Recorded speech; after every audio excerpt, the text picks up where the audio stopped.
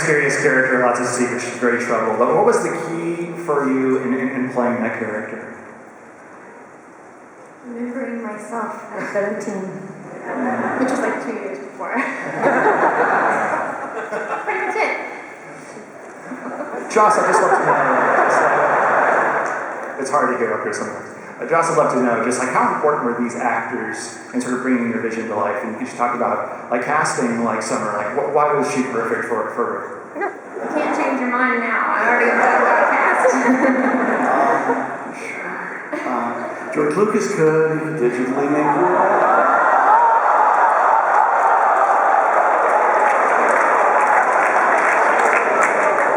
I'm not saying we've had a meeting about it. I'm just saying. These, as I've said before, are honestly the finest meat puppets that I've ever controlled.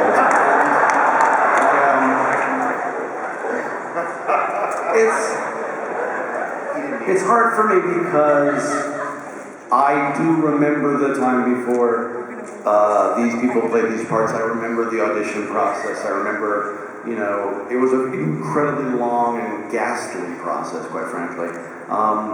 And yet,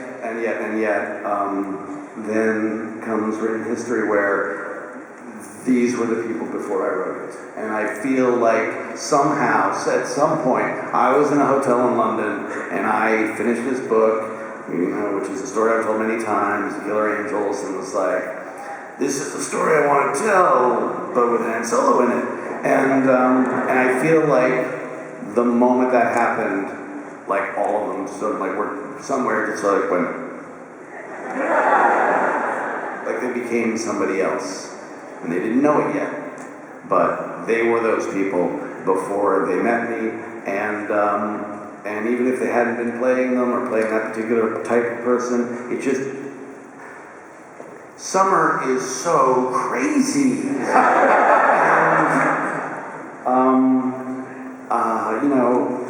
The amount of vulnerability and strength that she can convey is beyond magnetic. It is, I look at her and I think I will come with her if I want to live.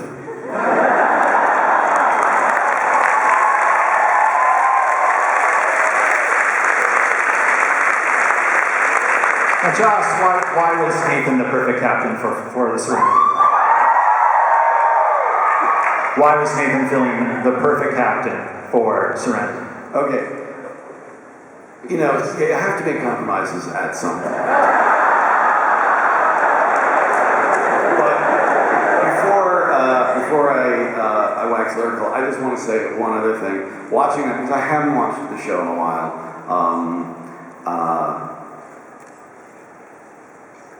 Jewel makes me cry, and Gina is the most badass woman I've ever seen.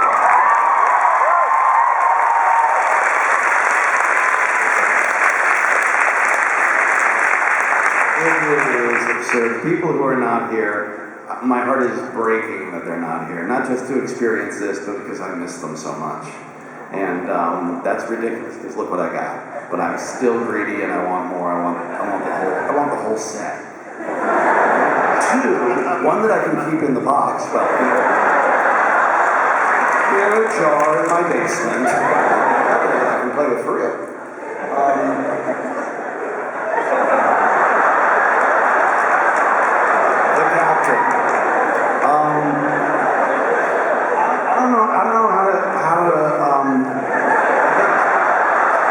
First of all, I know that no matter what I say, he's going to make a face. And it's going to change the context of whatever I'm saying. I'll stare at you.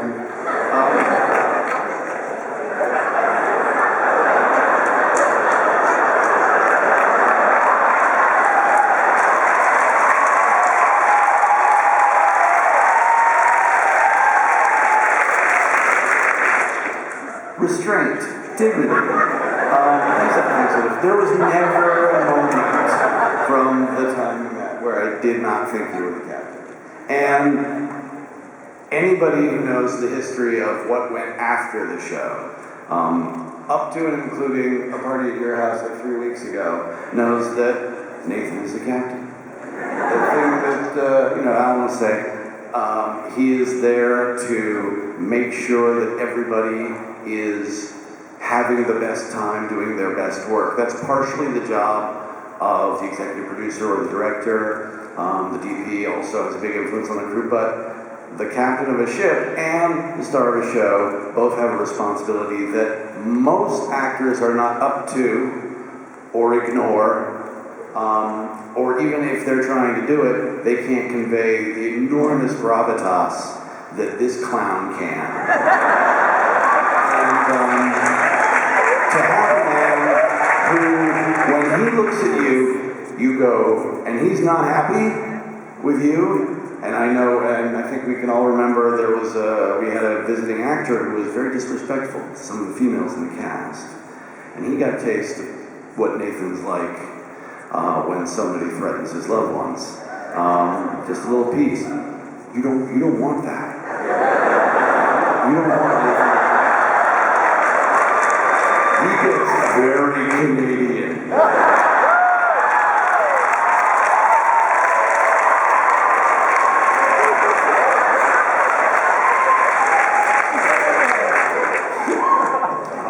In it too.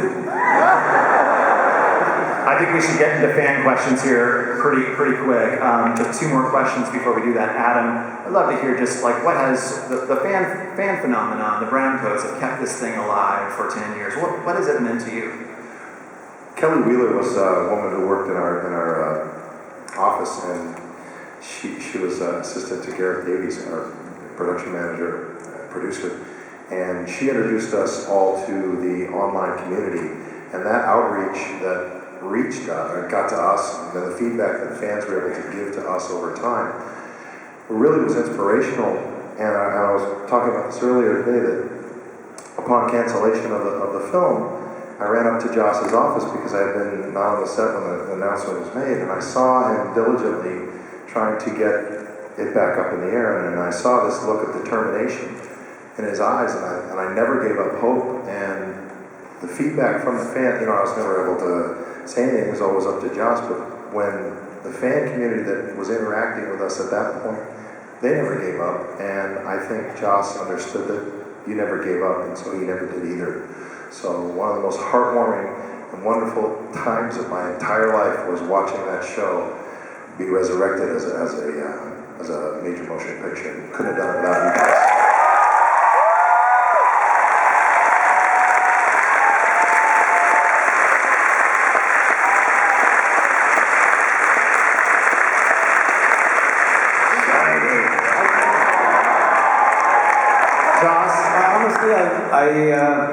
I sometimes look back and I think of the movie Serenity as one of the finest nervous breakdowns a man could possibly have. Expensive. I was inconsolable, and it changed me, and it changed the way I work, and it changed the way I operate, because there was no reality where I would not get these people back together. There was just none. I've never been that before. And really, I don't give a shit about anything since. So that was one time. It was almost like being a man. Or so I have read. Let's go to the audience. Where's our first question? St. Albans, I used to Winner! Okay, actually, question. First, the show has saved my life. That's kind of the only way I can put it without talking for 10 minutes. But thank you for that. Okay, action.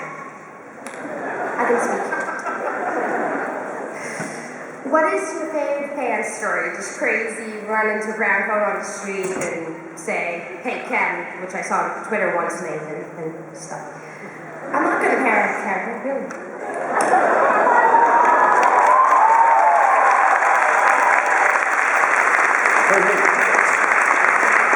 Speaking of Twitter, last night I saw on Twitter there were some folks hanging out in line. I ran down there.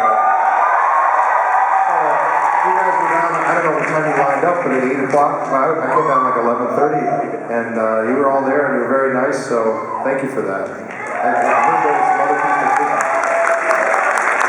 And I got a cupcake.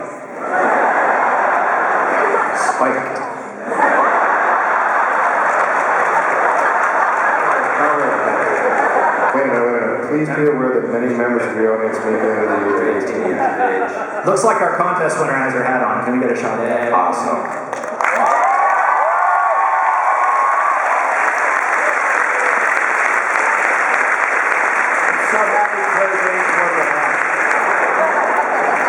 All right, next question. You didn't get answered. You want your crazy? Okay, so one crazy van story. What was my crazy van? Crazy van? Is this a van? That's what she asked. That's it. Oh, sorry. I watched one time when a woman walked up to you, Josh, and we were in the foyer of a building, and a woman walked up to you and made to speak and broke down into tears. I kicked her. Surprised me because I didn't know you very well. And now I do.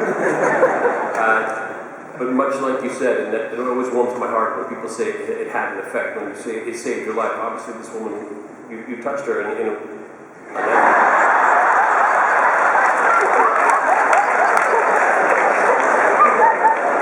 when people are moved, I like that. Do you remember the time? Do you remember the time that we were off the air for 10 years? And then, Like it was like yesterday. thousands of people showed up to see us anyway. Remember that?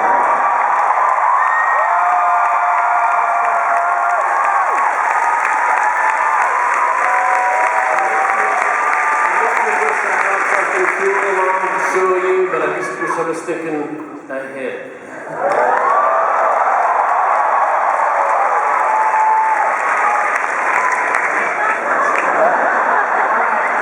Next question.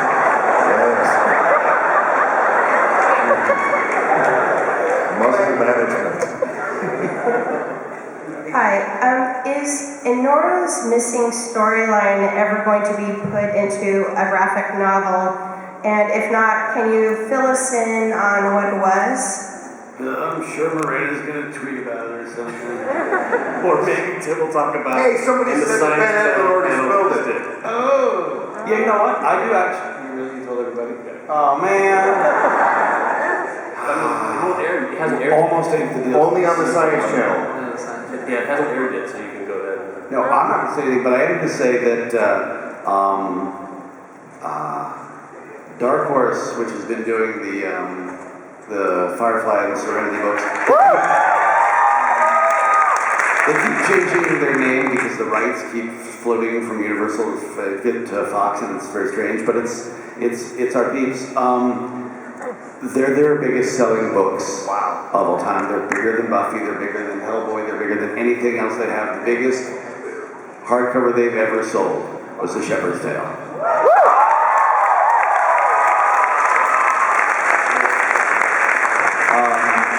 Which is, the work of myself and a brilliant young man named Zach Whedon.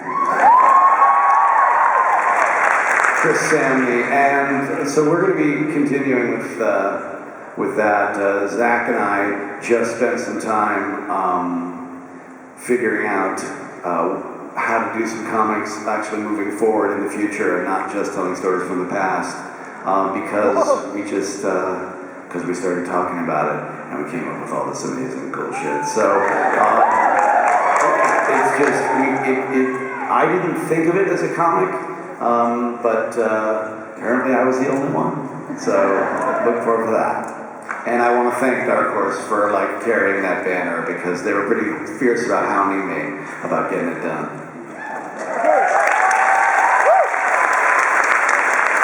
Question. Good afternoon, I'm Moses on the Twitter, and I'd like to know from the panel if you have a particular favorite piece of fan art, tribute, or fiction you'd like to share with us. Alan, your sister. Oh, yeah! It still hangs in my house. Oh, that's so cool! And I still have yet to thank her for it. Oh, yeah! Well, she'll probably will watch this on YouTube at some point. But yeah, my sister is an artist, and when we were canceled, I asked her to make make a painting. I commissioned her to do this painting of Joss protecting a firefly in a jar. Nice. From some evil Fox executives.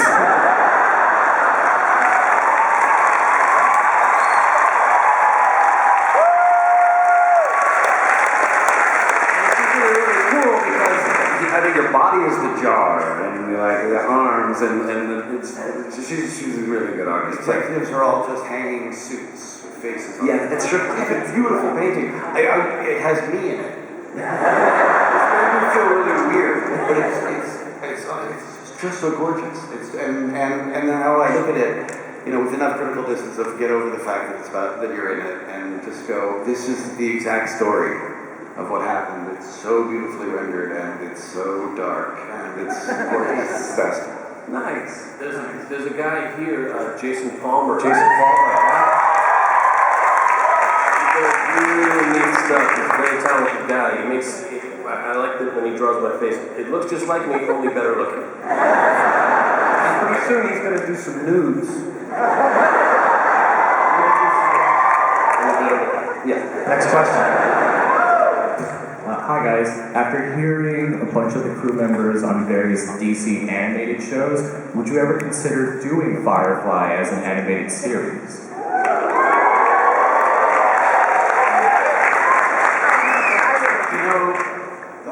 I get it, but for some reason I would be more interested in doing it as a radio show. And a little something like this. Close your eyes. What? Sorry, I was asleep. Looks like we're heading into ammo. I'm gonna need you at the bridge. Yeah, sure thing, Captain. God dang it. Hey Zoe, what up?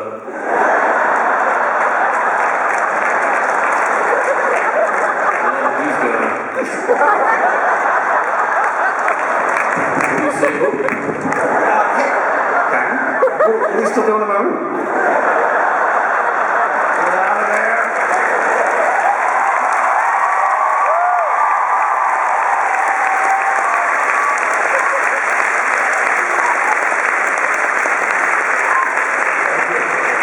So I should say something really, really smart, really informative and intelligent. I think you might have a fever. A fever? And the only cure is more Firefly.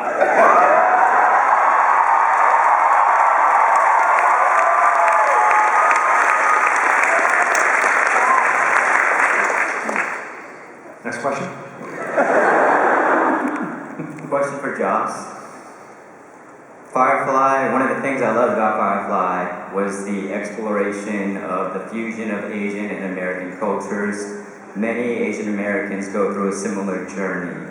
I was wondering if you would explore that again in the future, if you would be willing to include Asian or Asian American performers. Yeah, absolutely.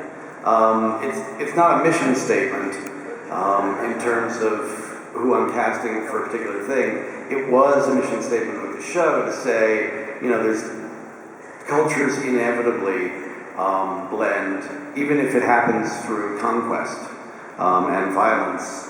Even if one country invades another, eventually they incorporate it. I like the utopian idea that the two greatest superpowers on Earth at this point sort of had melded instead of just being pissy with each other.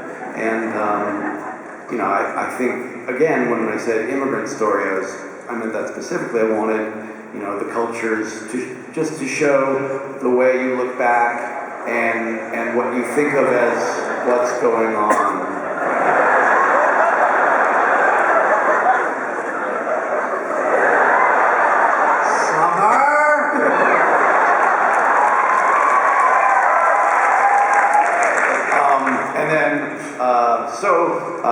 To wrap it up, I got a lot of flack from one Asian journalist who kept asking why I cast an Asian woman as Sean R's sister. That didn't make any sense. And he's very angry about it. Wait a second.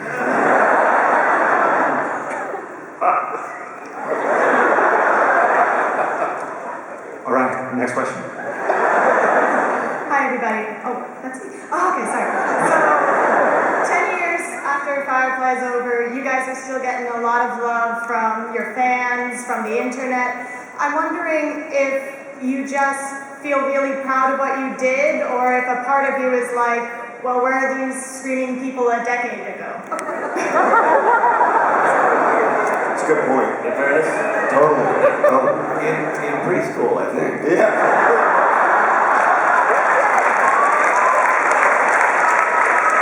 I love when people apologize to me. Like, I'm really sorry. I didn't see the show till it was on DVD. I was like, so you didn't see the show until I got paid for it? You had to buy it from me? God damn you! You know what? That was never a question. The 27 people who saw it when it aired loved it.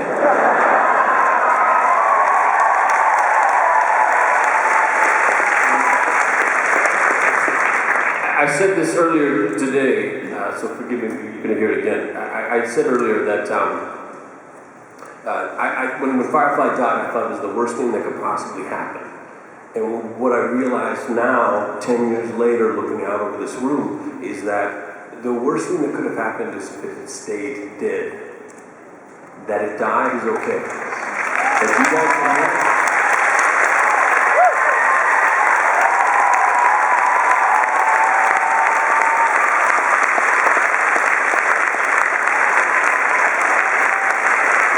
All right, next question. Can we just, everybody just tweet that I said that? I don't want him to have the best. Relax, relax. Let's listen to the lady with an amazing t-shirt.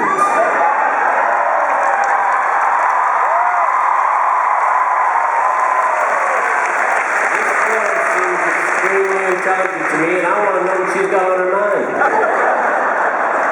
It's actually also my birthday. So that's why I spend it. And I wanted to know if you guys have ever camped out all night long for something, and if you have, what was it? Camping.